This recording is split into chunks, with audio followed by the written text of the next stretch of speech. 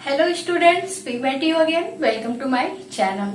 तो देखिए, आज हम आप लोग को बायोलॉजी में क्या बताने वाले हैं। तो आज आप लोग का बायोलॉजी में टॉपिक क्या है?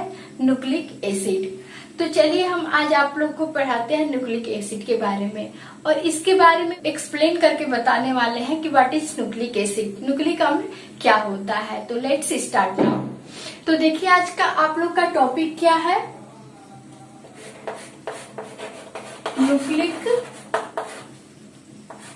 एसिड। टॉपिक क्या है? Nucleic acid. अब देखिए, न्यूक्लिक एसिड का अर्थ क्या होता है। तो न्यूक्लिक एसिड जो होता है, इसका सिंपल अर्थ क्या होता है? न्यूक्लिक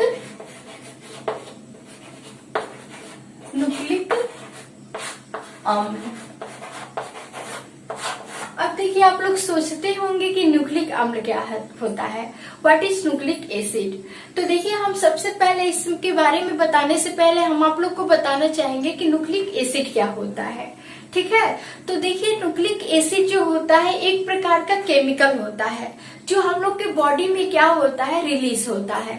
अब आप लोग सोचते होंगे कि होता कहाँ है। तो देखिए, जो न्यूक्लिक एसिड होता है, ये केमिकल जो होता है हम लोग के सेल के अंदर पाया जाता है।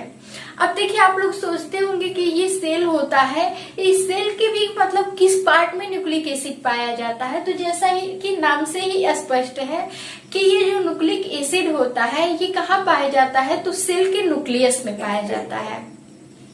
अब देखिए, ये न्यूक्लिक एसिड जो होता है, ये इसके डिस्कवर कौन किए थे, इसके बारे में हम सबसे पहले जानते हैं। तो देखिए, न्यूक्लिक एसिड की खोज सर्वप्रथम कौन किए थे? तो वो साइंटिस्ट कौन थे? फ्रीडरिक माइखर। इसकी न्यूक्लिक एसिड की खोज कौन किए थे? तो फ्रीडरिक माइखर। अब देखिए, जो फ्रीडरिक माइखर नामक साइंटिस्ट थे, इन्होंने कौन से सन में न्यूक्लिक एसिड का खोज किया था? तो देखिए, इन्होंने 1869 में 1869 में न्यूक्लिक एसिड का क्या किए थे? डिस्कवर किए थे, खोज किए थे। अब देखिए, आप लोग सोचते होंगे कि इन्होंने न्यूक्लिक एसिड का खोज कैसे किया। तो देखिए, जो न्यूक्लिक एसिड था, इन्होंने जब माइक्रोस्कोप सूक्ष्मदर्शी से देखा सेल के अंदर, तो देखिए इन्होंने सबसे पहले कैसे न्यूक्लिक एसिड की खोज की।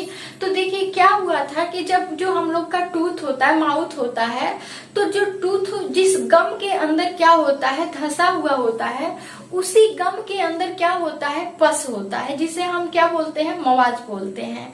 अब देखिए, इन्होंने क्या किया था कि जो हम लोग का पस होती है, उस पस में क्या होता है, व्हाइट ब्लड कार्पोसेल्स होता है। ठीक है, तो पस के व्हाइट ब्लड कार्पोसेल्स से इन्होंने इस न्यूक्लिक एसिड की क्या किया था, खोज किया था।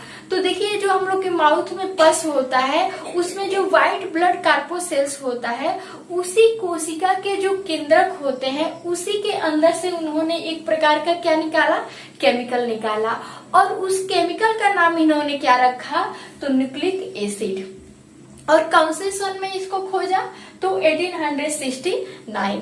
अब देखिए, इन्होंने जब उस पस नामक व्हाइट ब्लड कार्पोसेल्स की कोशिका में बहुत ही ध्यान से जब माइक्रोस्कोप से उन्होंने देखा, तो उन्हें एक प्रकार का केमिकल दिखाई दिया। उसी केमिकल को इन्होंने जब न्यूक्लियस के अंदर देखा, तो उसका नाम क्या रखा, न्यूक्लिक एसिड। अब देखिए, जो न्यूक्लिक एसिड होता है, ये न्यूक्लिक एसिड बना कैसे होता है, हम अब इसके बारे में बताते हैं। तो देखिए, जो न्यूक्लिक एसिड होता है, ये किसके किसके कंपोजिशन से मिलता है, मतलब कौन से एलिमेंट होते हैं जो न्यूक्लिक एसिड का क्या करते हैं, निर्माण करते हैं। तो देखिए, जो न्यूक्लिक एसिड होता है, ये किससे बना होता है, तो carbon, hydrogen, oxygen, nitrogen, phosphorus और सल्फर से क्या होता है, मिलकर बना होता है। इसका कंपोजिशन क्या होता है, carbon, hydrogen, oxygen, nitrogen, phosphorus और सल्फर से मिलकर क्या होता है, बना होता है।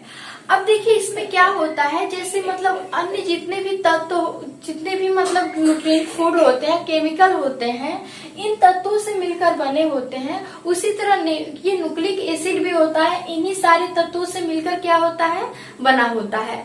अब देखिए इसमें क्या होता है, एक क्वालिटी क्या होती है कि जो हम लोग का न्यूक्लिक एसिड होता है, ये carbon, hydrogen, oxygen, nitrogen, phosphorus और सल्फर से मिलकर क्या होता है, बना होता है, इसका कंपोजिशन होता है। लेकिन इसमें जो तो आप लोग का देखा जाए तो जो इसमें सल्फर होती है, तो सल्फर की मात्रा क्या होती है, बहुत कम होती है। सल्फर की मात्रा क्या होती है, बहुत कम होती है। इसमें जो फास्फोरस होता है उसकी मात्रा क्या होती है, अधिक होती है। जो न्यूक्लिक एसिड होता है इसमें फास्फोरस की मात्रा क्या होती है, सबसे अधिक होती है। अब देखिए क्या होता है, इसमें जब फास्फोरस की मात्रा अधिक होती है तो ये जो न्यूक्लिक एसिड होता है ये कौन कौन से ऐसे तत्वों से मिलकर बना होता है, तो ये जो न्यूक्लिक एसिड होता है मेनली कौन कौन से तत्व पाए जाते हैं इसमें, तो ये क्या होता है, नाइट्रोजीनस बेसिस। ये किससे मिलकर बनता है, नाइट्रोजीनस बेसिस। और क्या होते हैं, सुगर्स होते हैं। और किससे मिलकर बना होता है, तो फास्फोरिक एसिड। ये किससे मिलकर बनता है, और फास्फोरिक एसिड से।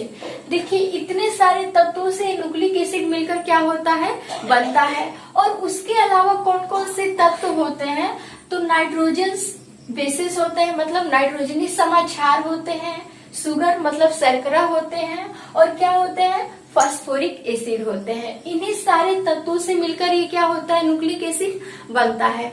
अब देखिए इसका जो ये जिस स्थान पे पाया जाता है वो उसका स्ट्रक्चर कैसे होता है, जैसे मान लीजिए ये किसी लिविंग का क्या है, सेल है। जितने भी लिविंग होते हैं हर एक लिविंग में न्यूक्लिक एसिड क्या होता है, पाया जाता है। अभी हम आप लोग को नेक्स्ट बताने वाले हैं कि इसके क्या क्या रोल होते हैं हम लोग के बॉडी में। तो देखिए ये जो सेल है, इस सेल में क्या होता है, न्यूक्लिक एसिड होता है। मतलब हर एक सेल में, हम लोग के बॉडी के हर एक सेल में क्या होता है, न्यूक्लियस पाया जाता है। जैसे देखा जाए तो हम लोग का जो रेड ब्लड होता है उसमें जो रेड ब्लड की सेल्स होती है उसमें क्या होता है, न्यूक्लियस नहीं पाया जाता है। लेकिन जो बात करें हम व्हाइट ब्लड कार्पोसेल्स की, तो उसमें क्या होता है, न्यूक्लियस पाया जाता है। तो देखिए जो हम लोग के व्हाइट ब्लड कार्पोसेल्स थी पस नामक, उसी में इसका क्या हुआ था, डिस्कवर हुआ था। अब देखिए ये जो न्यूक्लियस आप लोग को दिख रहा है, व्हाइट ब्लड का जो न्यूक्लियस दिख रहा है, इसी के अंदर ये केमिकल होता है, ये क्या होता है, पाया जाता है, जिसे हम क्या कहते हैं, न्यूक्लिक एसिड। अब देखिए ये इतनी सारी कंपोजिशन से होकर क्या होता है, मिलकर बनता है। अब देखिए हमें नेक्स्ट ये जानना है कि जो न्यूक्लिक एसिड होता है ये कितने प्रकार का होता है।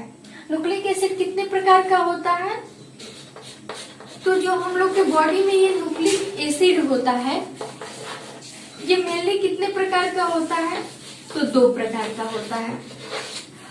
अब सोचते होंगे आप लोग ये न्यूक्लिक एसिड कितने प्रकार का होता है, तो 2 मेनली कौन कौन से, एक क्या होता है, DNA, और सेकेंड क्या होता है, RNA। न्यूक्लिक एसिड कितने प्रकार का होता है, तो 2 प्रकार का होता है। कौन कौन सा, एक DNA और एक RNA। अब देखिए डीएनए क्या होता है और आरएनए क्या होता है, तो देखिए जो डीएनए होता है ये इसका अर्थ क्या, इसका फुल फॉर्म क्या होता है, ये आप लोग के हर एक कॉम्पिटेटिव एग्जाम हो या फिर किसी भी बोर्ड एग्जाम में ये क्वेश्चन हमेशा क्या होता है, पूछा जाता है। तो देखिए अब आप लोग सोचते होंगे what is DNA and RNA. तो देखिए जो डीएनए होता है, आरएनए क्या होता है, तो डीएनए जो होता है इसका फुल फॉर्म क्या होता है, डी ऑक्सी राइबोज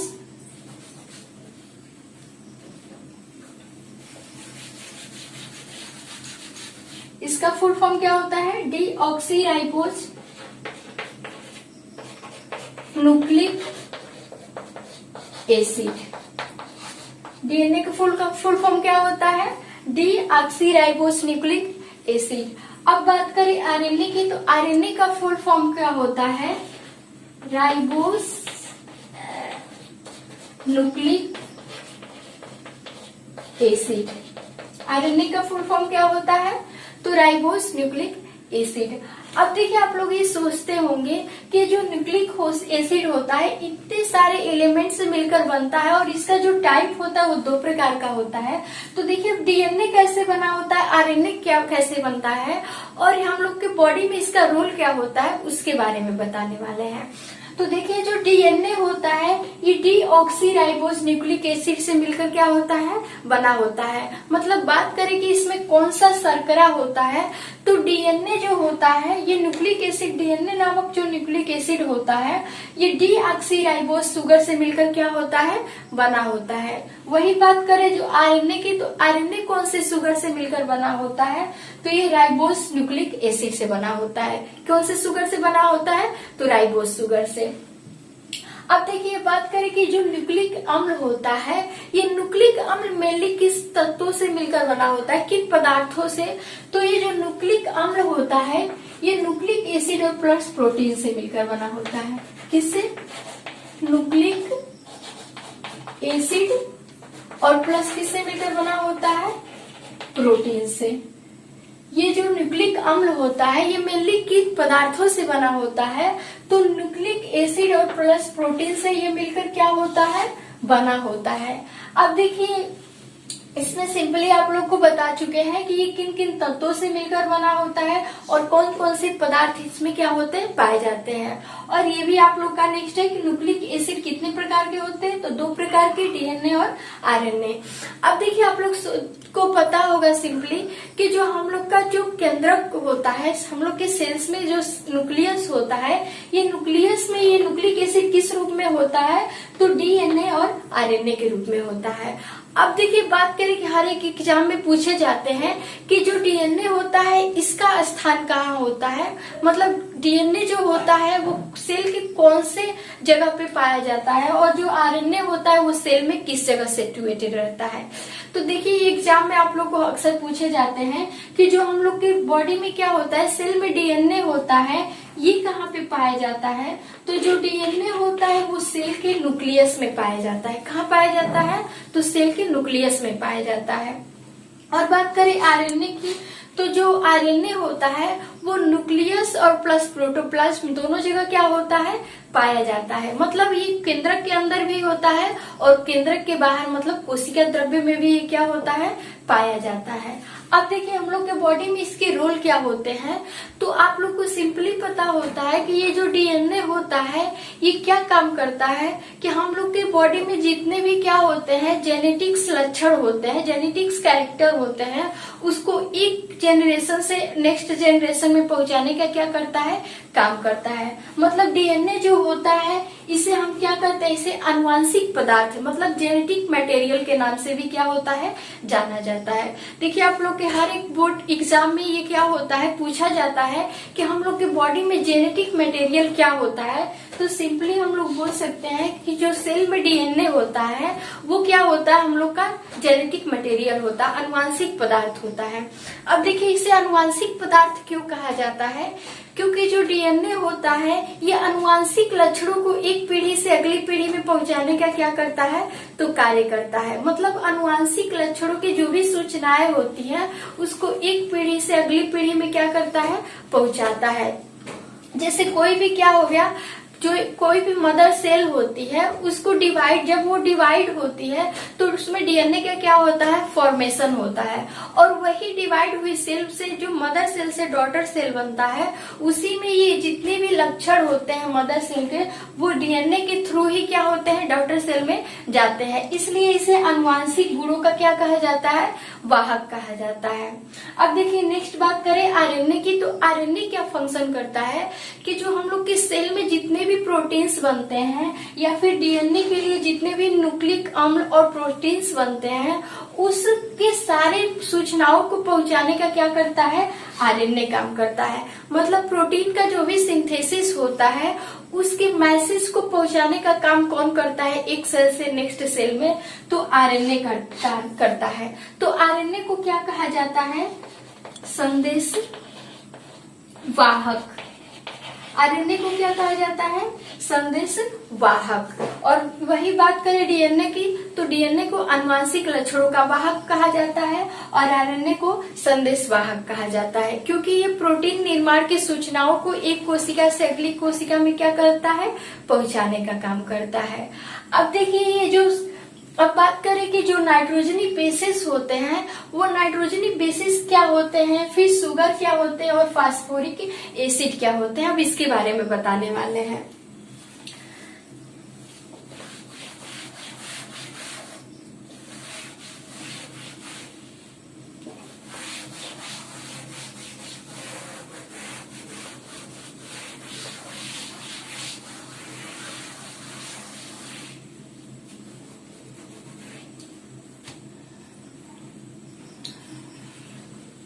अब देखिए हम आप लोग अभी बताए हैं कि जो न्यूक्लिक एसिड होता है वो कौन कौन से सब्सटेंस से मिलकर बना होता है। तो कौन कौन से सब्सटेंस से मिलकर बना होता है? Nitrogenous basis. किससे मिलकर बना होता है? नाइट्रोजीनस बेसिस, जिसे हम क्या कहते हैं? नाइट्रोजनी समाक्षार। इसे हम क्या कहते हैं? नाइट्रोजनी समाक्षार। और नेक्स्ट क्या होता है? शुगर, जिसे हम क्या कहते हैं? शर्करा। और नेक्स्ट आपका क्या है? Phosphoric acid. इसे हम क्या कहते हैं? फास्फोरिक अम्ल। इन सारे पदार्थों से ये क्या होता है? न्यूक्लिक एसिड का निर्माण होता है। अब देखिए ये क्या होता है? नाइट्रोजनी समाक्षार क्या होते हैं? तो देखिए जो नाइट्रोजनी समाक्षार होते हैं एक प्रकार के ऐसे पदार्थ होते हैं जो डीएनए के जितने भी कैरेक्टर होते हैं, लक्षण होते हैं, उसको ये क्या करते हैं? डिनोट करते हैं। तो देखिए जो डीएनए होता है, हम लोग का न्यूक्लिक एसिड होता है, उसमें ये नाइट्रोजनी समाक्षार, शर्करा और फास्फोरिक एसिड क्या होते हैं? मिल करके उसका कंपोजिशन करते हैं, निर्माण करते हैं। तो देखिए जो नाइट्रोजनी समाक्षार होते हैं वो डीएनए में एक प्रकार से सीरीज से क्या होते हैं? लगे हुए रहते हैं। तो नाइट्रोजनी समाक्षार पूछे जाते हैं हमेशा एग्जाम में कि नाइट्रोजनी समाक्षार क्या होते हैं, व्हाट इज नाइट्रोजनी बेसिस। तो देखिए जो नाइट्रोजनी समाक्षार होते हैं वो न्यूक्लिक एसिड में मेनली 5 प्रकार के होते हैं। ठीक है, वाटर में सोल्यूबल के हिसाब से, मतलब जल में घुलनशील, ये क्या होते हैं? जल में अघुलनशील होते हैं। तो ये वाटर में, पानी में इनसोल्यूबल के हिसाब से जो नाइट्रोजनी समाक्षार होते हैं वो कितने प्रकार के होते हैं? तो 5 प्रकार के। कौन कौन? एडेनिन, गवानिन, साइटोसिन, थाइमिन और यूरेसिल। ये क्या होते हैं? 5 प्रकार के क्या होते हैं? नाइट्रोजनी समाक्षार होते हैं। अब देखिए इसके थ्रू जो होते हैं ये जल में क्या होते हैं? ये जल में अघुलनशील होते हैं, अघुलनशील होते हैं। तो जल में इनसोल्यूबल के हिसाब से नाइट्रोजनी बेसिस को कितने भागों में बांटा गया है? तो 2। कौन कौन से? पिरीमिडीन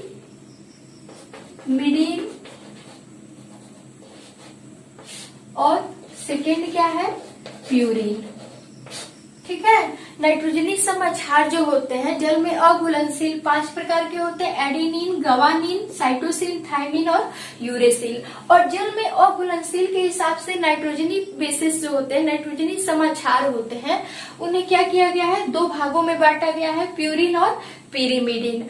अब देखिए प्यूरिन में कौन कौन से ये नाइट्रोजनी समाक्षार होते हैं और प्यूरिन में कौन से नाइट्रोजनी समाक्षार होते हैं। तो देखिए जो पिरीमिडीन होता है इसमें क्या होता है? साइटोसिन होता है, थाइमिन होता है और यूरेसिल होता है। मतलब पिरीमिडीन में कौन से 3 प्रकार के नाइट्रोजनी समाक्षार होते हैं?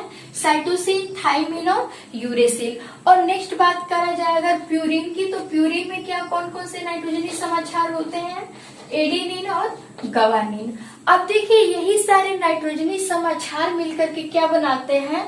तो फास्फोरिक एसिड बनाते हैं। ठीक है, अब देखिए ये क्या होता है, ये सारे नाइट्रोजनी समाचार जो होते हैं ये इनसे मिलकर के क्या होता है? डीएनए का निर्माण होता है। और जो शुगर होते हैं और फास्फोरिक एसिड होते हैं ये तीनों मिलकर क्या करते हैं? मतलब न्यूक्लिक एसिड का निर्माण करते हैं। अब देखिए क्या होता है, यही सारे नाइट्रोजनी समाचार क्या करते हैं? एमिनो एसिड का निर्माण करते हैं। ठीक है, और यही एमिनो एसिड जो होते हैं वो बहुत सारे एमिनो एसिड जो होते हैं वो किसका निर्माण करते हैं? तो न्यूक्लिक एसिड का निर्माण करते हैं। अब देखिए क्या होता है इसमें, अब देखिए बात किया जाएगा न्यूक्लिक एसिड का, तो यही सारे न्यूक्लिक एसिड जितने भी होते हैं ये न्यूक्लिक एसिड मिलकर क्या बनाते हैं? तो न्यूक्लियोटाइड बनाते हैं। ठीक है, न्यूक्लियोटाइड जो होता है एक प्रकार का डीएनए का सबसे छोटा क्या होता है? संरचना होता है। ये जितने भी न्यूक्लिक एसिड में पाए जाने वाले सब्सटेंस होते हैं, पदार्थ होते हैं, ये क्या बनाते हैं? तो न्यूक्लियोटाइड्स बनाते हैं। क्या बनाते हैं?